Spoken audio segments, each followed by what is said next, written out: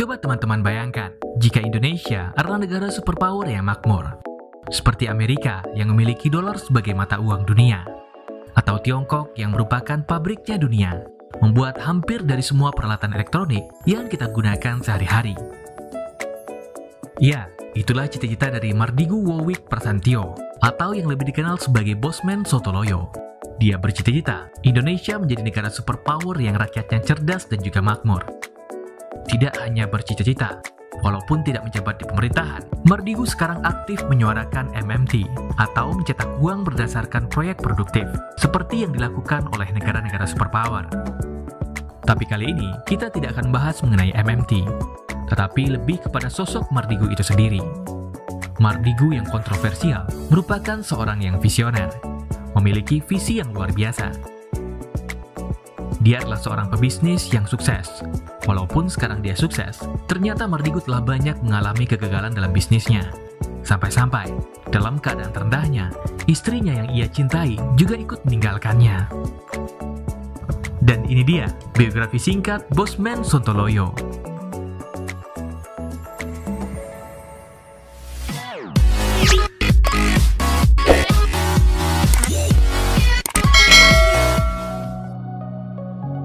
Mardigu Wowick Prasantyo lahir dan dibesarkan di kota Madiun, Jawa Timur sekitar tahun 1960-an. Dia berasal dari keluarga yang sederhana. Bapaknya adalah seorang perwira militer di Angkatan Udara. Pada masa kecil dan remaja, Mardigu terpaksa pindah-pindah sekolah karena harus mengikuti orang tuanya yang dinas militernya selalu dipindahkan dari satu kota ke kota lainnya. Nama Sontoloyo sendiri berasal dari sebutan kakeknya yang memiliki sebuah pesantren. Dari kecil, Mardigu sudah dikenal sebagai sosok yang kritis, sampai-sampai dia menanyakan hal yang tidak bisa dijawab oleh kakeknya yang memiliki pesantren tersebut.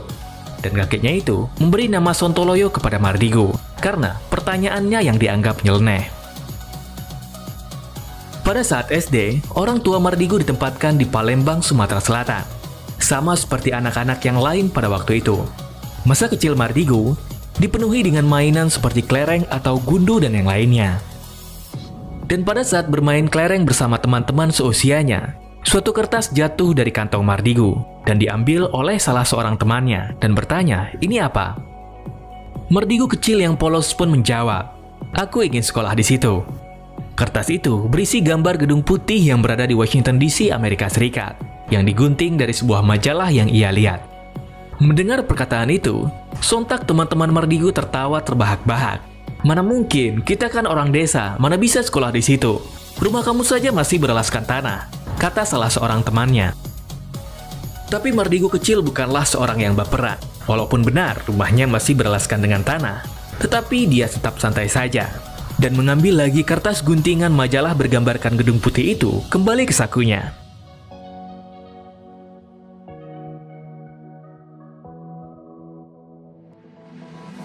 Pada saat kelas 5 SD, orang tua Mardigu kembali dipindah tugaskan, kali ini di Balikpapan, Kalimantan Timur.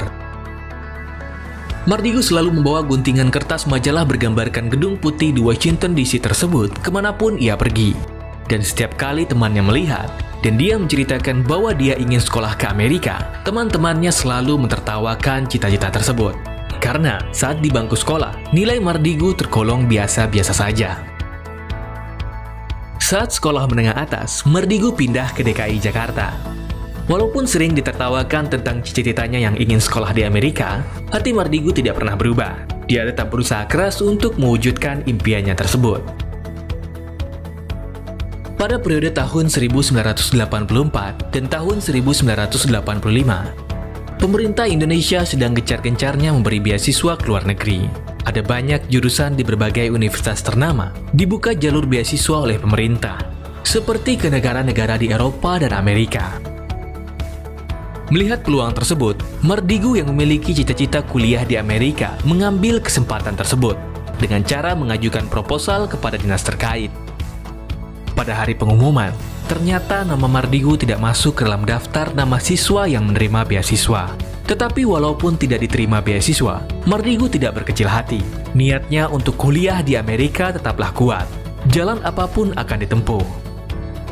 Dan ternyata, setelah 3 hari dari pengumuman daftar yang diterima beasiswa itu diumumkan, Sampailah sepucuk surat dari dinas terkait kepada Mardigu di sekolahnya, yang menyampaikan bahwa dia diundang ke kantor dinas tersebut. Sesampainya di kantor dinas terkait, Mardigu bertemu dengan salah seorang siswa SMA yang juga diundang. Mardigu bertanya kepada anak tersebut kenapa dia diundang, tetapi anak itu juga tidak tahu kenapa dia diundang.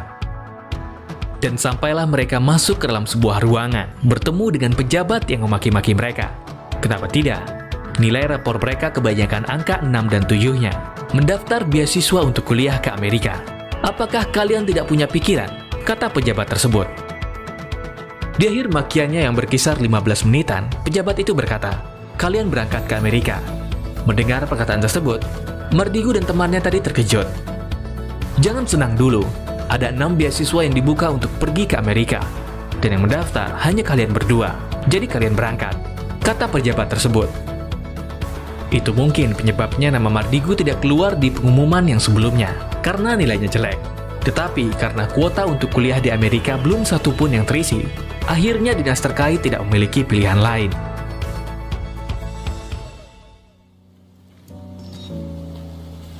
Menjalani kuliah dengan beasiswa tentunya bukanlah hal yang mudah, karena tidak bisa mengambil jurusan yang dikehendaki sendiri. Jadi, jurusannya sudah ditentukan sebelumnya. Mardigu terpaksa kuliah dengan mengambil jurusan Apply Bachelor Psikologi Bisnis di San Francisco State University, Amerika Serikat. Setelah menyelesaikan S1-nya selama kurang lebih 4 tahun, Mardigu kembali mengambil kesempatan beasiswa untuk studi lanjutan. Kali ini, Mardigu juga tidak bisa memilih, karena mengambil beasiswa, jurusannya sudah ditentukan oleh pemerintah.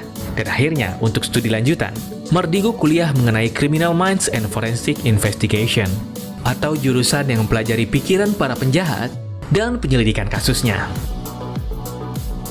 Setelah menyelesaikan S2-nya, Mardigu kembali mengambil studi lanjutan selama 6 bulan.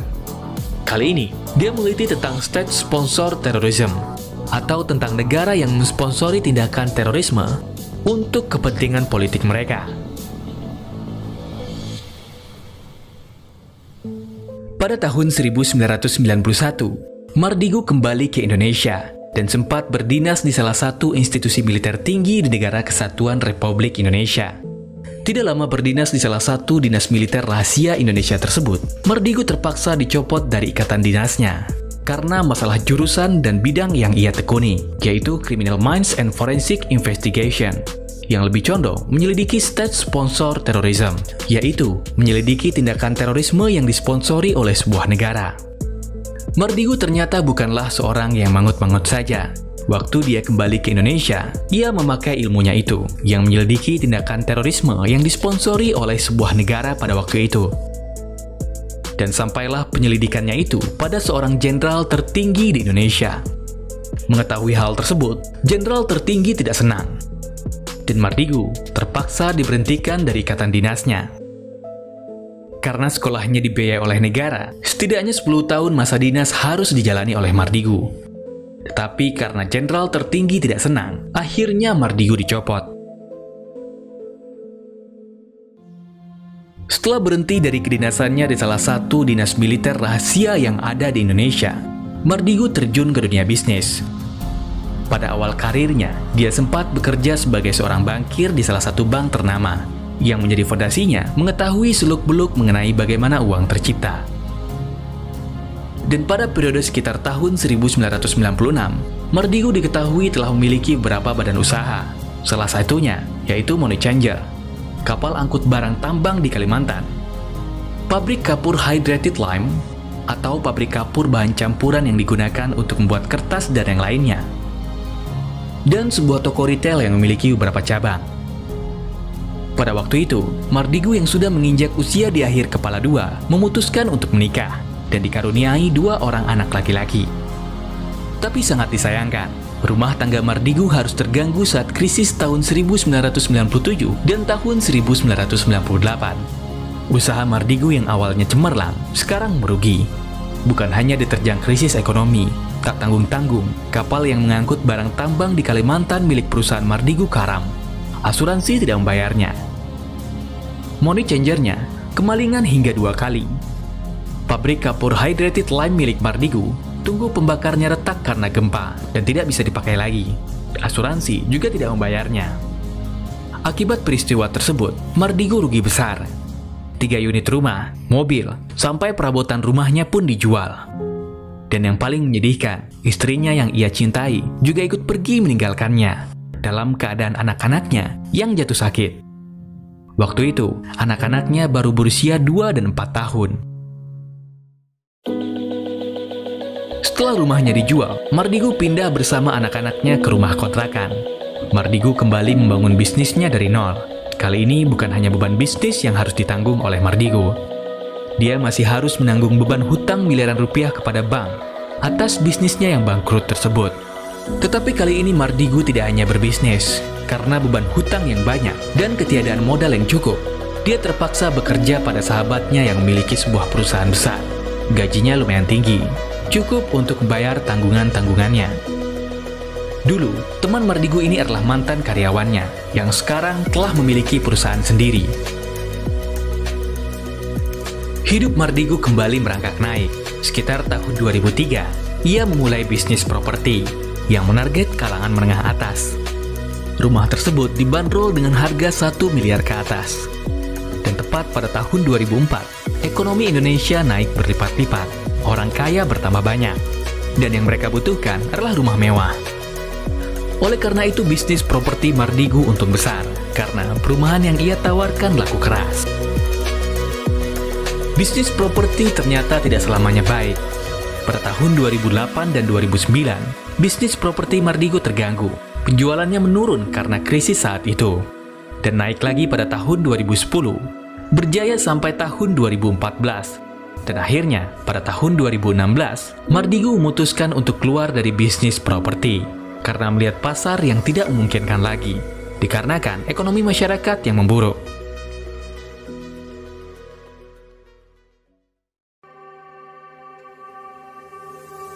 Pada tahun 2010, nama Mardigu mulai dikenal oleh khalayak umum. Dia sering dimintai pendapat mengenai kasus terorisme.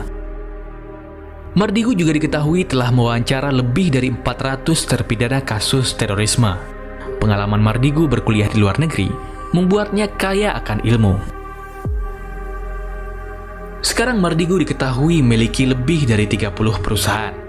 Salah satunya yaitu Santara, sebuah badan usaha yang menyalurkan dana investor kecil kepada pelaku UMKM. Dinaran, sebuah aplikasi pembayaran uang yang memiliki jaminan emas. Dan Sironium Cryptocurrency. Setelah aktif sebagai pengamat terorisme yang sering diwawancara oleh TV nasional, nama Mardigu kembali muncul ke permukaan sekitar awal tahun 2019 ketika dia aktif mengkritisi pemerintah yang terlalu menganak-emaskan BUMN, sehingga perusahaan swasta banyak yang mati.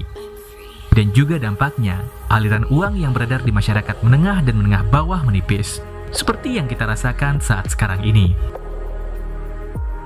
Mardigu juga dikenal sebagai pelopor teori MMT atau teori modern moneter yang menyarankan pemerintah untuk tidak berhutang kepada institusi swasta asing untuk mencetak uang. Cukup cetak uang berdasarkan proyek produktif.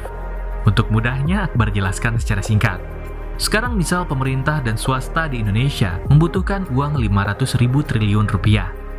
Maka Bank Indonesia tidak bisa mencetaknya. Karena Bank Indonesia terikat perjanjian dengan IMF dan World Bank. Jadi, BI harus menerbitkan bond terlebih dahulu. Atau sederhananya, minta hutangan kepada IMF dan World Bank. Lalu IMF dan World Bank menerbitkan dolar yang juga sebenarnya dicetak di komputer saja.